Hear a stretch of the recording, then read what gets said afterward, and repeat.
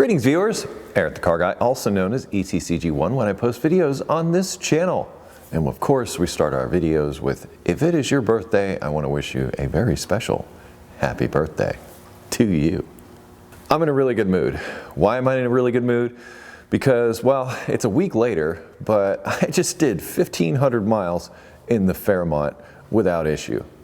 And that is freaking cool. Well, I'm not going to say without issue. Let's put it this way. It didn't break down at all, but there were a couple of little things. One of those things is I couldn't get my phone to charge, and I got a few hours into the trip with my navigation running, and it completely ran down my phone battery. But luckily I had my backup battery with me, but it was really sad to find that out. So I need to get to the bottom of that, why it won't charge my phone, and that goes through the radio that's in there. The other thing is this thing fell out. You're going, what the heck is that? Well, previously in the Fairmont, before I went and redid the HVAC, I had this manual vent, which is what this is, and this is stuffed up underneath the dash. And there's this little lever that you pull that opens and closes it, so that when you're driving down the road, you can have a vent open and close. Well, like I said, when I redid the HVAC system, I added a vent on that side. That went to the driver's side vent.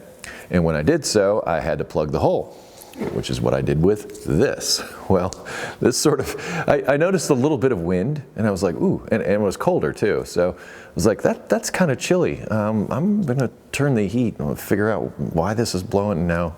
No, and all of a sudden it kept getting a little bit more. And next thing I know, I'm getting a lot of wind because the entrance for this is actually on the cowl underneath the windshield wipers. So that wind goes straight in and on your feet.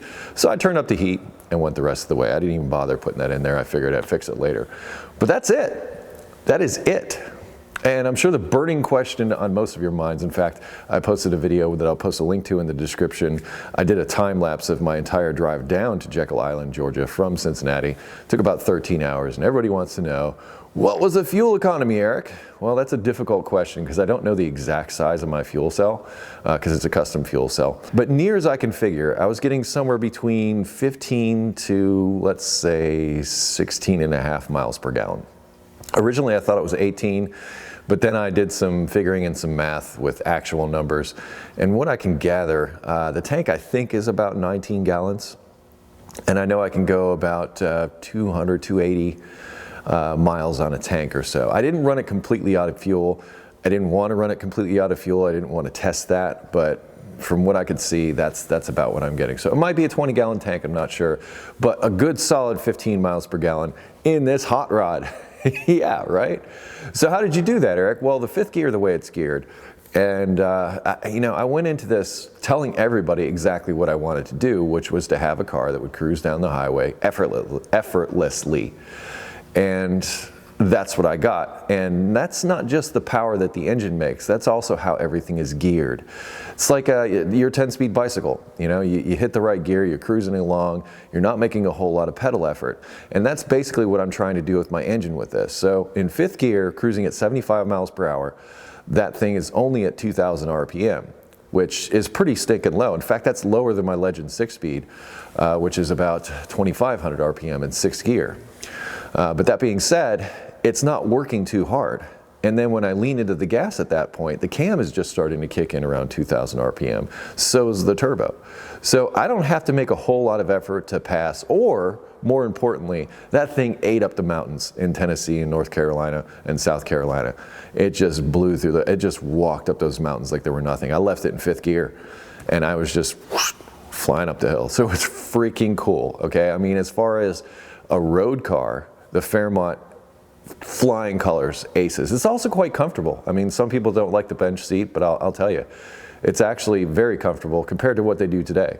I mean, that thing's got real quote-unquote upholstery in it, and not that modern vehicles don't have real upholstery.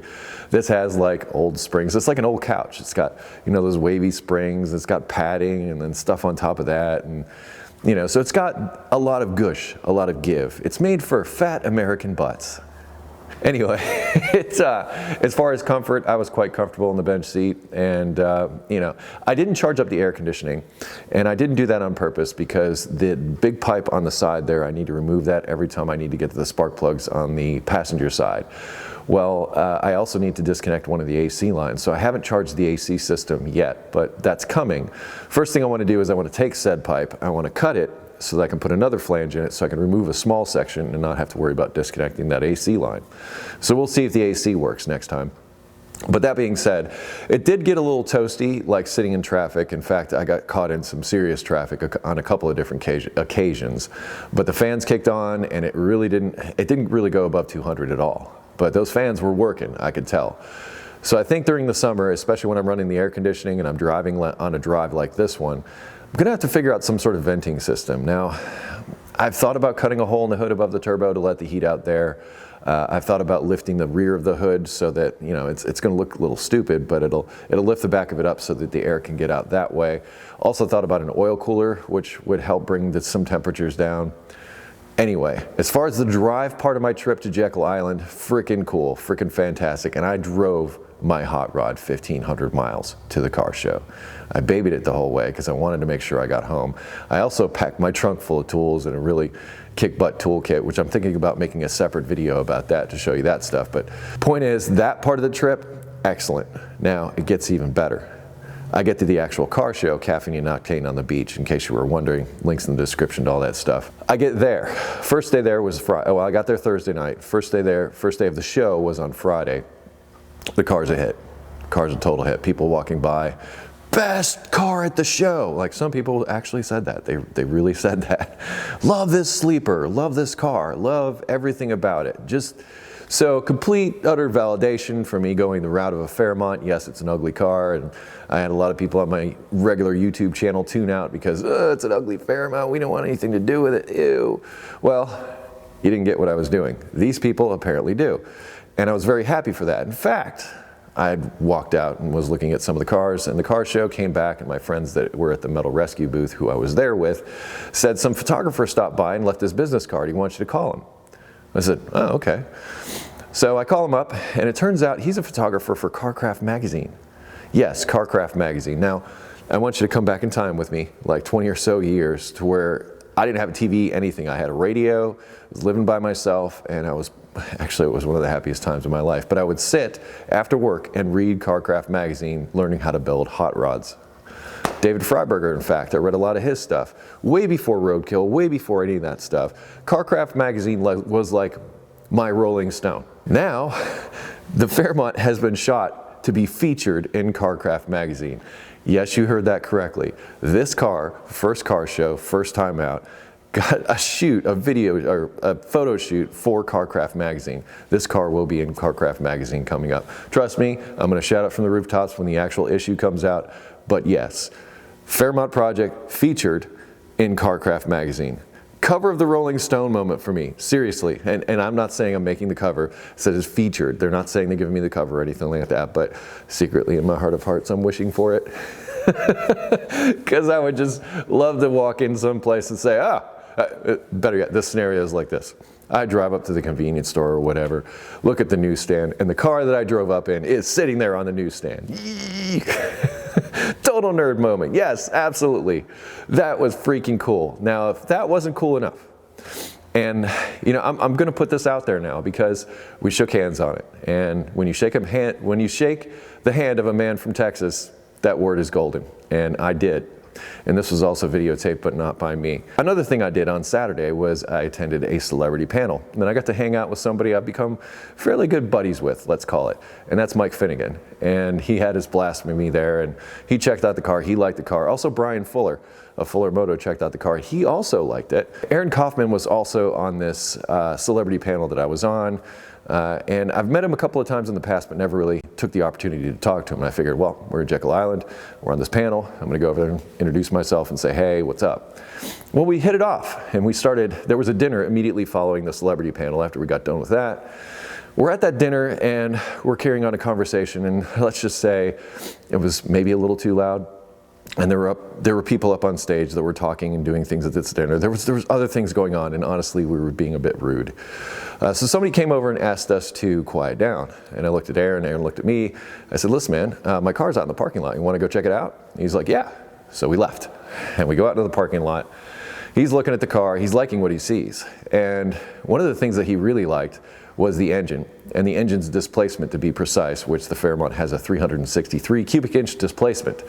Well, it just so happens that Aaron Kaufman's Falcon that he drove up Pikes Peak has a 363 displacement engine. It also has a 4-speed, mine has a 5-speed, so you see there's a lot of similarities here. So the wheels are turning in his head, and he's like, I want to drag race this thing. I want to drag race this thing with my Falcon. And I'm like, heck yeah. Well, apparently he's got some place in Dallas. It's real Mad Max. Chain link fence and all this other stuff that he wants to drag race on. And I'm in 100%, but not until I put my drag tires on the car, because I'm not having another embarrassing moment like I did at the drag strip last year with cold tires. Anyway, I'm gonna get this thing dialed in beforehand. Although I don't know if I'm gonna drive the car all the way to Dallas. In fact, my wish is I wanna get started on the truck this year.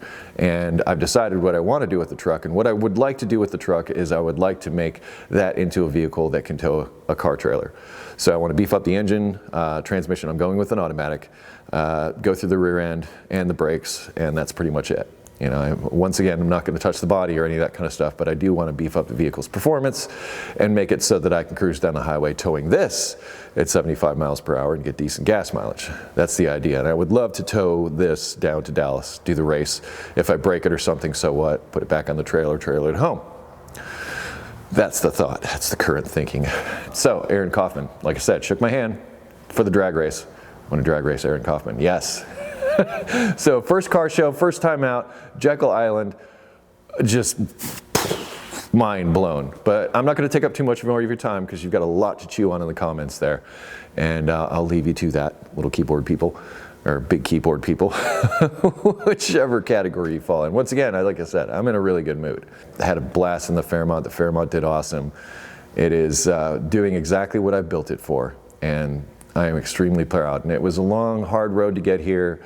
And it was extremely stressful and on many levels, but thank those of you who've stuck with me and, you know, believed in the project, believed in what I was doing. I really appreciate you. I also appreciate all the fans that I met at Jekyll Island who came up during the car show and just wanted to hang out and get pictures taken and all that. I gave away some t-shirts, and these are Fairmont Project t-shirts, which I'm hoping to be selling in the not too distant future. I bought a bunch of them, and I just need to work that out, but I've just had a lot going on since I came back from Jekyll Island, including some house hunting, and then it was my daughter's 13th birthday, and life happens, right?